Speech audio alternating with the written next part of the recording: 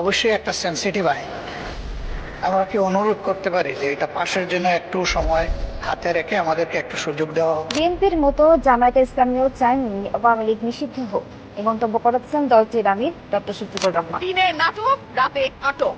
নাটক কম করো প্রিয়। 52% মানুষকে পেছনে ফেলে নতুন বাংলাদেশ রচনার কোনো চিন্তা যদি কেউ করে থাকে, সেটা কখনো সম্ভব না, কোনো দিন সম্ভব। উত্তপ্ত সংসদ অধিবেশন, আওয়ামী লীগ ও পুলিশ হত্যার বিচার হবে এবার।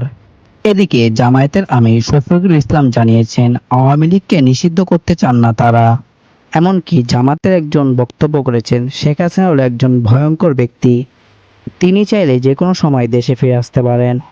শেখ হাসিনা একটা মারাত্মক জিনিস, তার বিষয়ে সবাই যারা জানেন তারা সবাই জানেন যে সে ইচ্ছা করলে কি করতে পারে, মিছিল করে, মাঝে মাঝে বিভিন্ন সমস্যা তৈরি করে, তাহলে কিন্তু এক সময় আমরা সবাই বিপদে পড়বো। এমপিরা আরো বলেন জামায়াত আর মারামারি চায় না, তারা চায় আওয়ামী লীগ যেন দেশে ফিরে আসে। আমরা বয়কট করব, আওয়ামী লীগ আসলে আওয়ামী লীগ বয়কট করবে, আমরাও তো অনুষ্ঠানে যাব না, আমরা আসলে আওয়ামী লীগ আসবে না, এই রাজনীতি বন্ধ করতে হবে। তাদের দাবি একটি পক্ষ কোনো না কোনো ভাবেই চক্রান্ত করে যাচ্ছে।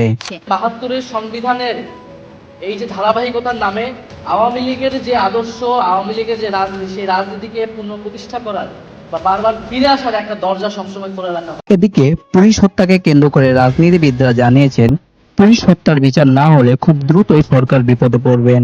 পুলিশেরও মা বাবা আছে, তাদেরও সন্তান আছে, তাদের সন্তানও এতিম হয়েছে। অন্তত রাষ্ট্র তাদের কাছে গিয়ে বলা উচিত তোমার সন্তান যেভাবেই নিহত হয়ে থাক, আমরা তোমাদেরকে বিচার করার দরকার নেই, একটা হত্যার বিচার করেন ভাই, একবারে অনুরোধ করি আপনাকে। সেটা হচ্ছে সেই অন্তঃসত্ত্বা পুলিশ কনস্টেবল এই হত্যাটার বিচার করা।